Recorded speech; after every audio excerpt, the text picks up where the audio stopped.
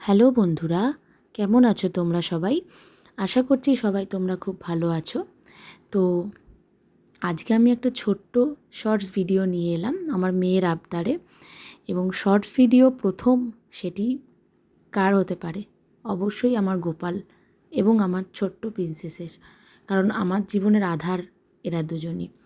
তো আমরা রিসেন্টলি মন্দারমণি ঘুরতে গিয়েছিলাম। তো তখন সেখানে আমরা যখন সুইমিং পুলে স্নান করছিলাম, মজা করছিলাম, তখন আমার মেয়ে বলছিল, মা আমাদের গোপু সোনা তো এবার এলো না, তাহলে কি হবে? তখন আমি বললাম ঠিক আছে, আমি একটা ব্যবস্থা করছি, দাঁড়া। তো তখন ফট করে আমি একটা বাথটাব অর্ডার দিয়েছিলাম। তো তখন আমার মেয়ে তো বেজায় খুশি কখন আসবে, এবং তারপর সেটাকেও আনপ্যাক করবে। তো প্রত্যেক দিন চেষ্টা করি আমি ওর হাত দিয়েই সমস্ত ঠাকুরের যত স্নান করানো বা কিছু আছে সেগুলো ওকে দিয়ে করানো। ওকে জাস্ট কিছুই না, সনাতন ধর্ম, আমাদের যে সনাতন ধর্ম আছে সেই সম্পর্কে কিছু বেসিক শিক্ষা, আমিও খুব জানি না, যতটুকু জানি ওকে বলার।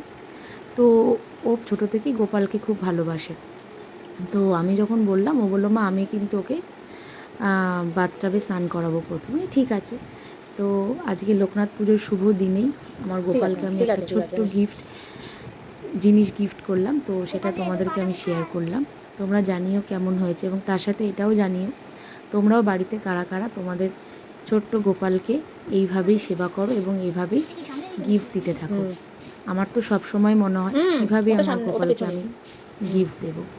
আমার মেয়ের জন্যও যখন আমি গিফট কিনি, সঙ্গে সঙ্গে আমি ওর জন্যও কিন্তু কিনি। টাটা।